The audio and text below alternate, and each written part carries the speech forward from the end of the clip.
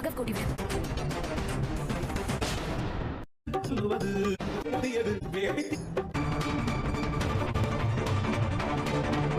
ரெண்டு பேரும் நல்லா இருக்கணும். அஞ்சலி, நீ போய் யாரை எடுத்துட்டு வா. எங்களுக்கு உங்களுக்கு நல்லாவே தெரியும். நல்லா பாத்துவீங்க.